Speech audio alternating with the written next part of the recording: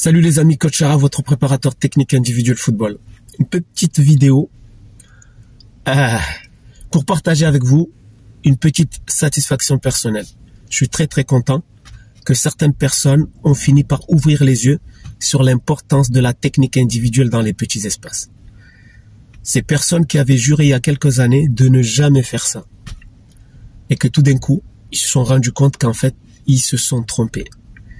J'ai eu une discussion avec une personne qui était dans ce cas-là, qui avait juré, qui a dit mon enfant ne fera jamais de progression technique, etc. Et en fait, il m'a expliqué une chose. Il m'a expliqué qu'à l'époque, il y a 1 an, 2 ans, on l'avait mal conseillé. Parce qu'on lui avait dit que ça ne servait à rien. Parce que ton enfant, regarde, il est dans une bonne équipe. Cette équipe, elle gagne. Donc ton enfant, c'est pas la peine de se prendre la tête alors que ton enfant, il joue, il gagne des matchs.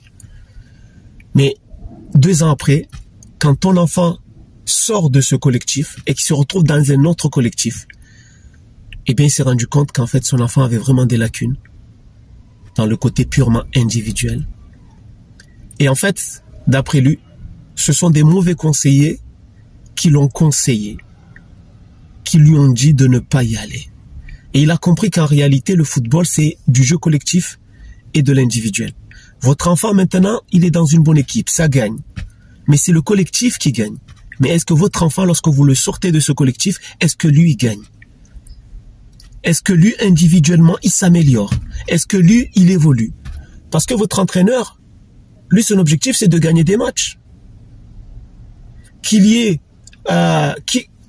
individuellement, que vous soyez bon ou pas, du moment qu'il a un collectif qui fonctionne, parce qu'ils se connaissent, etc., lui, il s'en fout. Il gagne des matchs. Il gagne des matchs.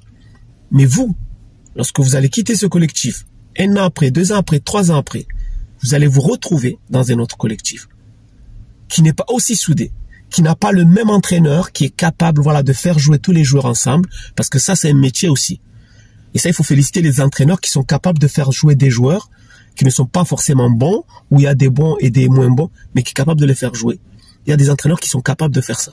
D'autres non. D'autres, ils peuvent avoir les meilleurs joueurs du monde individuellement, mais être dans l'incapacité de les faire jouer ensemble. Donc, votre enfant, quand il va se retrouver seul, dans un autre collectif, il va se rendre compte qu'en fait, individuellement, il fallait qu'il progresse. Donc, je suis très content qu'il y ait des gens qui se réveillent et qui se rendent compte que l'individuel et le collectif, ça se complète. Sur ce, à très bientôt.